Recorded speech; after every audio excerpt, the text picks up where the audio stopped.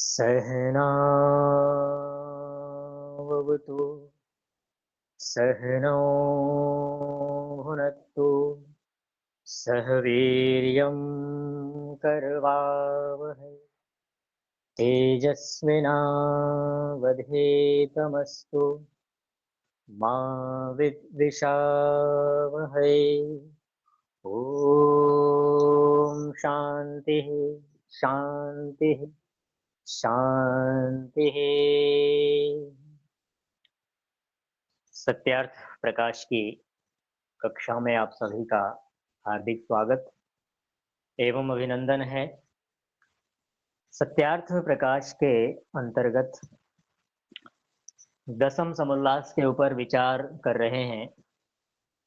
दसम समुल्लास का जो सबसे प्रारंभिक चरण है उसमें दसवें नंबर का जो श्लोक है वहां से हम आज पढ़ेंगे। 9 नंबर तक हम विचार कर चुके हैं। प्रसंग माइक बंद रखिए सभी लोग। प्रसंग हमारा ये चल रहा था, इस मनुस्मृति के आधार पर धर्माधर्म आचार अनाचार भक्ष्य अभक्ष्य इन विषयों पर मुख्य रूप से चर्चाएं चल रही हैं और इसमें मनुस्मृति का प्रमाण देकर के बता रहे हैं कि हमारे जीवन का आचरण कैसा होना चाहिए, कौन सा व्यवहार हमें करना है और कौन सा व्यवहार हमें नहीं करना है। ठीक है, धर्म क्या है अधर्म क्या है इस विषय में चर्चाएं चलेंगी। मनुष्य कैसे किस प्रकार का व्यवहार करके अपने जीवन को उन्नत बना सकता है, उसके लिए कुछ बातें यहाँ पर की गई हैं, आगे और भी करेंगे। 10वें नंबर को देखिए एक बार। 10वें नंबर में ये बताएंगे कि धर्म के 4 जो है ना आधार स्तंभ हैं, 4 आधार उसके लक्षण हैं। धर्म का जो मूल आधार कहें एक तरह से, उसको कह रहे हैं कि वेदः स्मृति सदाचारः स्वस्य च प्रियमात्मनः। वेदः स्मृतिः सदाचारः स्वस्य च प्रियमात्मनः एतच्चतुर्विधं प्राहुः साक्षात् धर्मस्य लक्षणम। धर्म के 4 आधार रूप यहाँ पर लक्षण बता रहे हैं। सबसे पहले स्वामी दयानंद जी ने सत्यार्थ प्रकाश में जो अर्थ दिया है उसको देख लेते हैं। इस श्लोक के अर्थ में लिखते हैं कि इसलिए वेद स्मृति सत्पुरुषों का आचरण और अपने आत्मा के ज्ञान से अविरुद्ध प्रिय आचरण, ये 4 धर्म के लक्षण हैं। इन्हीं से धर्म को जाना जाता है। कौन कौन सा बताया? सबसे पहले वेद, ठीक है। स्मृति, 2 चीजें आई थी ना पिछले श्लोक में जो हमने, तो वेदः स्मृति सदाचारः स्वस्य च प्रियमात्मनः एतत् चतुर्विधं प्राहु साक्षात् धर्मस्य लक्षणम्। तो वेद सबसे पहले बताया, वेद और स्मृति, है ना।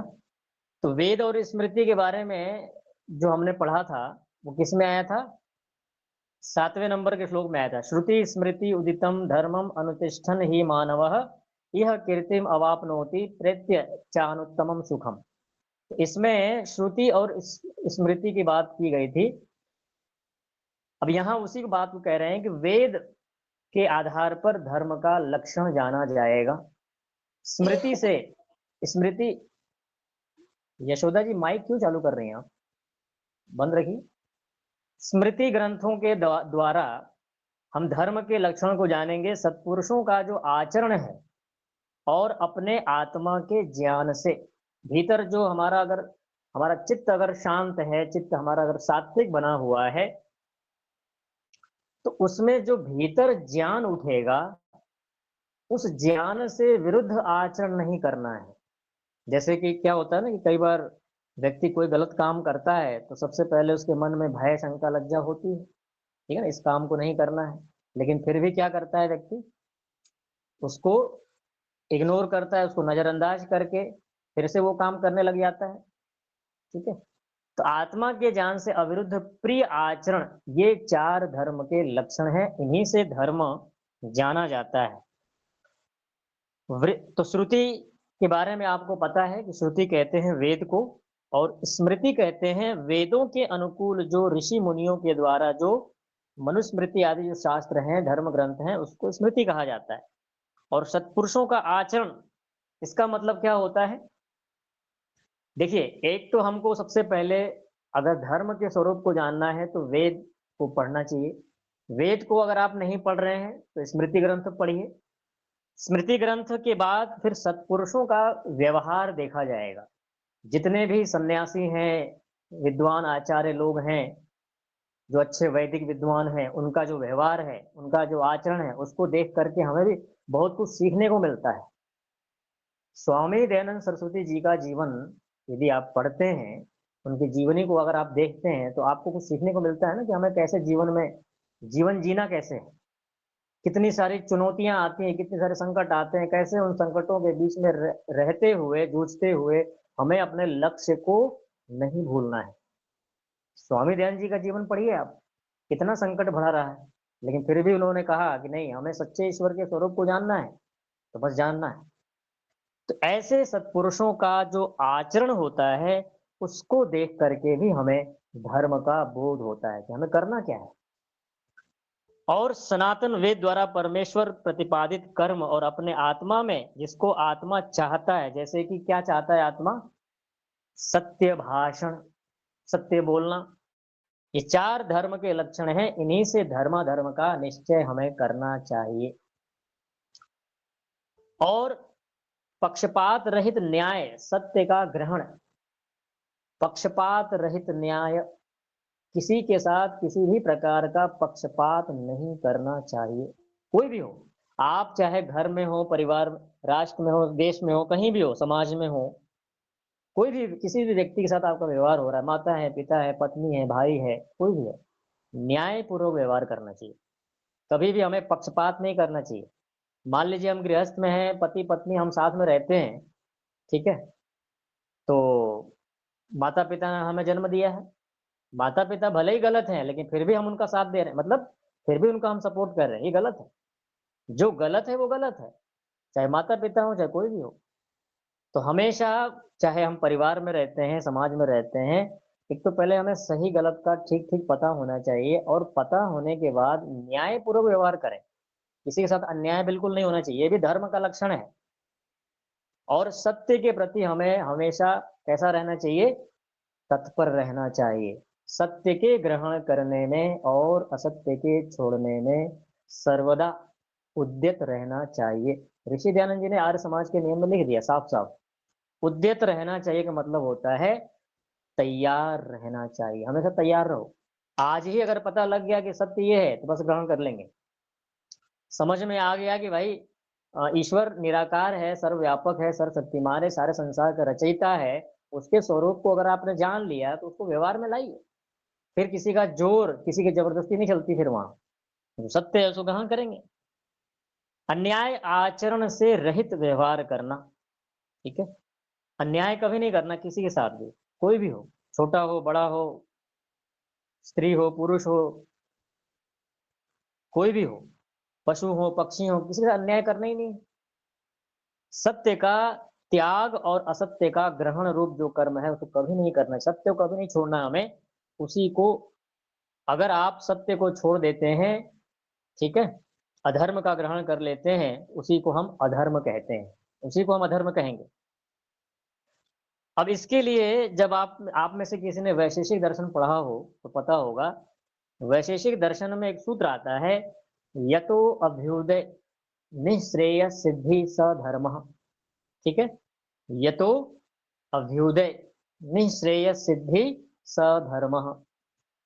इस वैशेषिक दर्शन के सूत्र में महर्षि कणाद मुनि कहते हैं कि जिसके आचरण करने से, जिसका व्यवहार करने से संसार में उत्तम सुख की प्राप्ति हो, समृद्धि को प्राप्ति हो, और निःश्रेयस अर्थात मोक्ष सुख की ओर भी हम थोड़ा थोड़ा बढ़ते रहें, उसकी भी प्राप्ति हो।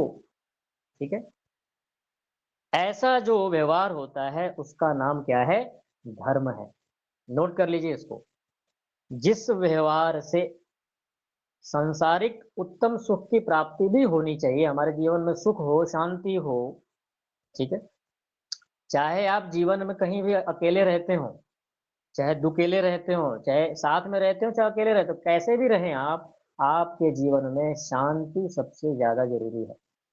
आपके जीवन में शांति होनी चाहिए, स्थिरता होनी चाहिए, संतोष होना चाहिए। तो उस उत्तम सुख को प्राप्त करना और ईश्वर के भी निकट बढ़ते रहना, ऐसा कार्य करना क्या है? धर्म का लक्षण है। इसी के लिए कहा यतो अभ्युदय निश्रेय सिद्धि सधर्म। पूर्व मीमांसा ग्रंथ का नाम आपने सुना होगा, जैसे कि दर्शन शास्त्र होते हैं, है ना। तो पूर्व मीमांसा ग्रंथ में एक और भी सूत्र आता है, चोदना लक्षणों धर्म। ठीक है, इसका मतलब ये बताया कि आचार्य ईश्वर जी, ने। ये तो आचार्य जी, ये तो हाँ जी, अभ्युदय निःश्रेयस, ये मंत्र आप श्लोक बाद में लिख के देंगे ग्रुप में या अभी मंत्र दे रहे? नहीं है माता जी, ये सूत्र है श्लोक वैसे। श्लोक सूत्र। हाँ, ये यतो वाला।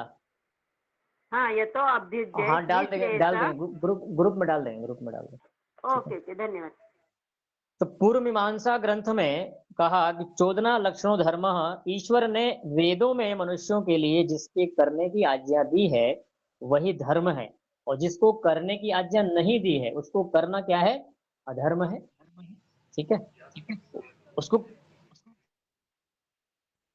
उसको नहीं करना अधर्म है, परंतु वह धर्म अर्थयुक्त अर्थात अधर्म का आचरण जो अनर्थ है उससे अलग होता है। अनर्थ से अलग होना चाहिए। एक होता है अर्थ और एक होता है अनर्थ।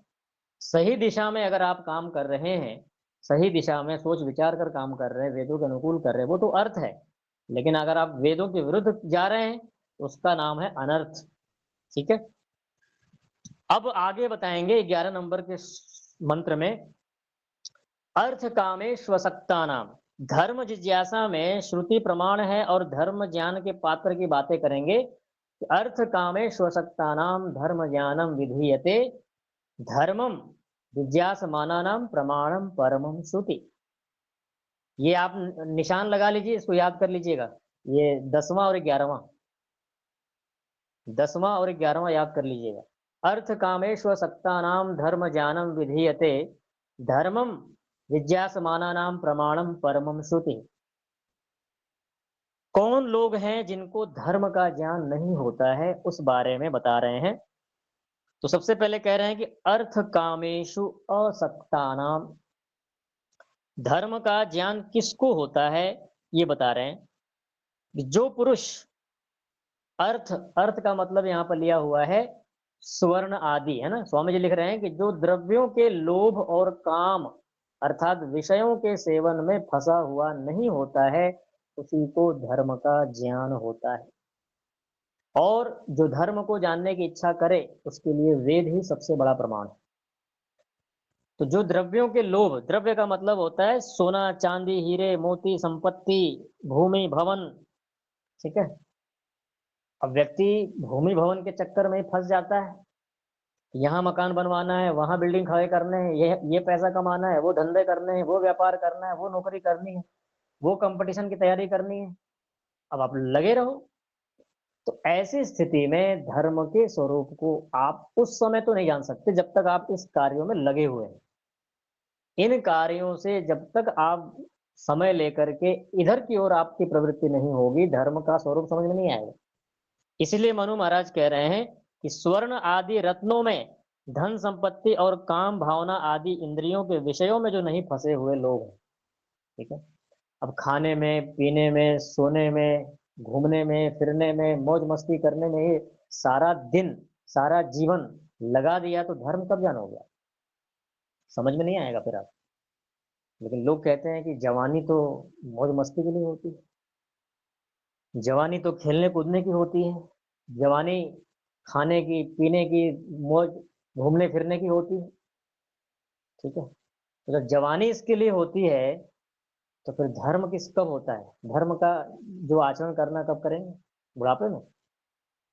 बुढ़ापे में जब आंखों से दिखेगा नहीं, कान से सुनाई नहीं देगा, हाथ पैरों में दम नहीं रहेगा, चल नहीं सकते, घुटने जवाब दे देंगे आपके, डायबिटीज बढ़ जाएगा, बेड रेस्ट पे हो जाएंगे, दवाइयाँ चलती रहेंगी आपकी, कब करेंगे? इसलिए ये सब काम हमेशा जवानी पे ही करने के होते हैं, बुढ़ापे में नहीं होता ये सब। जो लोग बुढ़ापे वाले बैठे हैं ना, दिमाग में बैठा लीजिए, जब तक आपके शरीर में दम है, जब तक आपके शरीर में ताकत है, इंद्रियों में शक्ति है, तभी तक आप शास्त्र को पढ़ सकते हैं, समझ सकते हैं, उसके स्वरूप को समझ सकते हैं, विचार कर सकते हैं। बुढ़ापे में तो ऐसे ही उत्साह भंग हो जाता है। कुछ लोगों को छोड़ दीजिए, किसी के कुछ अच्छे संस्कार होते हैं, वो भी जवानी में थोड़ी बहुत उन्होंने मेहनत की होगी, कुछ अच्छे पूर्व जन्मों के संस्कार होते हैं, जो कि बुढ़ापे में भी लोग थोड़ा इन चीजों के प्रति रुचि रखते हैं, लेकिन सामान्यतया नहीं होता ये। तो इसलिए अगर आप रात्रि में अच्छी तरह नहीं सोएंगे तो सुबह कैसे उठेंगे? तो कारण के बिना कार्य नहीं होता ना। जब आपका रात्रि का नींद ही अच्छा नहीं हुआ तो सुबह कैसे अच्छा हो जाएगा आपका? तो जब जवानी ही अच्छी नहीं थी तो बुढ़ापा कैसे अच्छा हो जाएगा? ये तो सोचने की बात है। अर्थ कामेशु असक्ता नाम। अर्थ और काम दो चीजें हैं, समझिए इसको। एक है अर्थ और एक है काम। आपने सुना होगा कि मनुष्य जीवन के चार फल होते हैं। कौन कौन से होते हैं? धर्म, अर्थ, काम और मोक्ष। ये जीवन के चार फल होते हैं, जीवन इसी सफल होता है।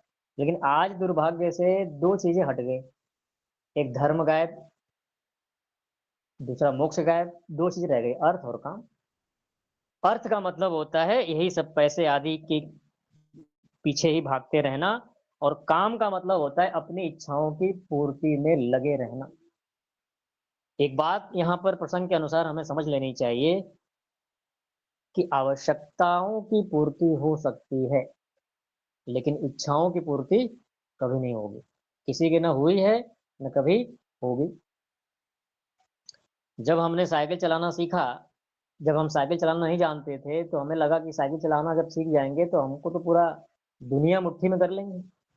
साइकिल चलाना सीख गए तो अब लगता है कि अब कुछ कमी है, बाइक चाहिए हमें। बाइक चलाना सीख गए तो अब उससे भी पेट नहीं भरता है, कार चाहिए हमें। ठीक है। जब 10,000 कमाते थे तो लगता था कि थोड़ा और 20,000 कमाने लगे, 20,000 कमाने लगे तो लगता है कि नहीं, और थोड़ा 20 से काम नहीं चल रहा है, 25, 30, 40, 50 होने चाहिए। अब लाखों रुपए कमा करके भी संतोष नहीं होता, कमी। ये है इच्छा। ये कभी न रुकने वाला, कभी न झुकने वाला, कभी न बंद होने वाला, ऐसी इच्छा है जो व्यक्ति को समाप्त करके ही बंद होता है। जब आपकी सांसें रुक जाती हैं, इच्छाएं भी तभी रुकती हैं। इसलिए कहा कि अर्थ और काम में जो नहीं फंसा हुआ है, धर्म ज्ञानम विधीयते। धर्म का ज्ञान उसी व्यक्ति को होता है। और धर्म जिज्ञासा, जिज्ञासा माना नाम। जो धर्म के जानने की इच्छा करे उसके लिए प्रमाणम परमम श्रुति। उस व्यक्ति के लिए वेद ही सर्वोच्च प्रमाण है ना। वेद के द्वारा ही उसको धर्म का अधर्म का ठीक ठीक निश्चय करना चाहिए। ठीक है। उसी के द्वारा सही सही बोध हुआ, क्योंकि ईश्वर ने जो वेद का ज्ञान हमको दिया है उसमें सब कुछ बता दिया है।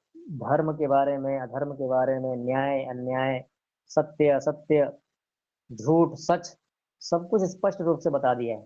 पढ़ने की जरूरत है। इसलिए हमें इस श्लोक को ध्यान से समझना चाहिए कि अर्थ कामे शोषक्तानाम धर्म ज्ञानम विधीयते, धर्मम जिज्ञासमानानाम प्रमाणम परमम श्रुति। श्रुति, वेद। अब उसी बात को आगे कहेंगे कि वेदोक्त सब विधान धर्म, सभी विधान जो है वेदोक्त हैं, वेदों में कहे हुए हैं। उसके लिए बताएंगे आगे। वैदिक ही कर्म भी पुण्य निषेकादिर्द्विजन्मनाम कार्य संस्कार शरीर संस्कार पावन प्रेत्य च इह। क्या कह रहे हैं इसमें कि इसी से सब मनुष्यों को उचित है कि वेदोक्त वेदों में जो कहा हुआ है, वेदोक्त का मतलब होता है वेदों में कहा हुआ। इसको अगर आप तोड़ के लिखना चाहें तो लिख सकते हैं। वेदोक्त का अर्थ होता है वेद उक्त, वेद में कहा हुआ। उक्त का मतलब होता है कहा हुआ। इसी से सब मनुष्यों को उचित है कि वेदोक्त पुण्य रूप कर्मों से ब्राह्मण क्षत्रिय वैश्य अपने संतानों का निषेक आदि संस्कार करे, जो इस जन्म व परजन्म में पवित्र करने वाला है। इस जन्म में और पर जन्म में क्या करने वाला है? पवित्र करने वाला है। ठीक है, संस्कार जो एक प्रकार का संस्कार होता है, निषेक आदि, कि अगर आप इस जीवन में वेदोक्त पुण्य रूप कर्मों से अगर ब्राह्मण क्षत्रिय वैश्य अपने संतानों का अच्छी प्रकार संस्कार करें, तो वो व्यक्ति जो संस्कार जिसका किया जा रहा है वो इस जन्म में भी और पर जन्म में भी, जैसे मैं कई बार कहता हूँ ना कि आप जो सत्यार्थ प्रकाश पढ़ रहे हैं, कठोपनिषद पढ़ रहे हैं, ध्यान का अभ्यास कर रहे हैं, ये केवल इस जीवन के लिए नहीं है। इस जीवन में भी आपका लाभ है और अगला आने वाला जीवन भी आपका उत्तम बनने वाला है, बन रहा है, क्योंकि आप पुण्य का संग्रह कर रहे हैं। शास्त्र को पढ़ना गुरुमुख से अपने आप में एक पुण्य है, तप है। तो वर्तमान जीवन तो हमारा सुधरेगा ही, लेकिन आगे आने वाला जो हमारा भविष्य जीवन है उसमें भी सुधार होगा। तो अब एक बात यहाँ पर हमें 12वें नंबर के श्लोक में विचार ये करना है कि वेदोक्त पुण्य रूप कर्मों से ब्राह्मण, वेदों में जो कहे हुए जो पुण्य कर्म है उससे ब्राह्मण क्षत्रिय, चार वर्ण होते हैं, ब्राह्मण क्षत्रिय वैश्य और शूद्र। तो इन वेदोक्त कर्मों से ब्राह्मण क्षत्रिय वैश्य अपने संतानों का अच्छी प्रकार संस्कार करें। देखिए, स्वामी दयानंद सरस्वती जी ने 16 संस्कार का विधान किया। ठीक है, संस्कार विधि आप पुस्तक परिचित होंगे आप लोग। संस्कार विधि में देखो, संस्कार विधि में पूरा खोल लीजिए। संस्कार विधि में स्वामी जी ने 16 संस्कारों का विधान किया है कि जन्म से लेकर के, है ना, माँ के गर्भ से ही हमारे संस्कार होने शुरू हो जाते हैं, और माँ के गर्भ से बाहर आने के बाद भी बहुत सारे संस्कार, मृत्यु पर्यंत संस्कार होता है। और आपको पता है एक अंतिम संस्कार होता है, अंत्येष्टि बोलते हैं उसको। जब व्यक्ति मर जाता है तो उसके डेड बॉडी को वेद मंत्रों से अच्छी अच्छी घी और सामग्री से उसको जलाया जाता है। तो जीवन का आरंभ और जीवन का अंत, इसके बीच में बहुत सारे, आरंभ से लेकर के अंत तक सब संस्कारों से हम भरे हुए हैं, लेकिन दुर्भाग्य से नहीं हुआ।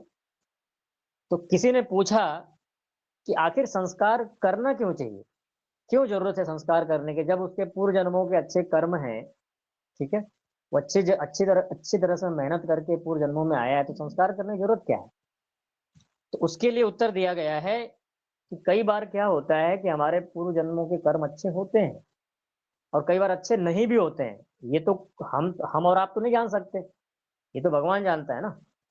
अच्छे हो भी सकते हैं, अच्छे नहीं भी हो सकते हैं, लेकिन जो आत्मा आने वाली है उसको संस्कारित किया जाता है, इसलिए कि अगर कोई विरुद्ध संस्कार होंगे, ठीक है, पूर्व जन्मों के या वर्तमान के, तो वो दब जाते हैं। हमें क्या करना है? विरुद्ध संस्कारों को दबा देना है और अच्छे संस्कारों को उभार देना है। तो विरुद्ध संस्कारों को दबाने के लिए ही संस्कार किए जाते हैं, ताकि उनके जो खराब संस्कार हैं, काम के, क्रोध के, लोभ के, मोह के, ईर्ष्या के, द्वेष के, सब दब जाएं। और जो अच्छे हैं, त्याग भावना के, विवेक के, वैराग्य के, ईश्वर भक्ति के, राष्ट्र भक्ति के, माता पितर भक्ति के जो संस्कार हैं वो उद्बुद्ध हो जाए। तो उनको उद्बुद्ध करने के लिए ही ये संस्कार किया जाता है। क्या नुकसान है इसमें? फायदा ही फायदा है। इसके लिए बहुत सारे वेद मंत्रों के माध्यम से विशेष करके यज्ञानुष्ठान किया जाता है, उसके लिए विशेष आहुतियां दी जाती हैं। माँ के गर्भ में बालक हो तब भी होता है और गर्भ से बाहर आने के बाद भी होता है। तो एक अच्छे संतान का निर्माण करना सभी का परम कर्तव्य है। संस्कार केवल संतान को जन्म देना ही पर्याप्त नहीं है, अपितु आपने समाज के लिए, देश के लिए, राष्ट्र के लिए किस प्रकार की, किस क्वालिटी का आप संतान दे रहे हैं, ये महत्व रखता है। वैसे तो कूड़ा कबाड़ा तो लोग पैदा कर ही रहे हैं, देखो आप। 10-10 कर रहे हैं, 20-20 कर रहे हैं, वहाँ कोई सीमा ही नहीं है, करते जाओ। मशीन तो लगी है घर में, ठीक है ना? मतलब कहने का मतलब उनके यहाँ जो सिखाया जाता है वो यही है कि भाई स्त्री को तो वो एक मशीन ही समझते हैं ना, वो तो उनके अंदर कोई उस प्रकार की भावना तो होती नहीं है, तो मशीन समझ के ही प्रयोग किया जाता है। तो उसमें ये होता है कि बस संख्या बढ़ाओ। लेकिन हमारे यहाँ सनातन धर्म में संख्या पे नहीं, क्वालिटी पे, क्वांटिटी नहीं क्वालिटी देखी जाती है कि आपकी एक संतान है, दो संतान है, कितने हैं, उससे कोई मतलब नहीं है। जितने भी हैं क्वालिटी वाले होने चाहिए, धार्मिक होने चाहिए, ठीक है ना?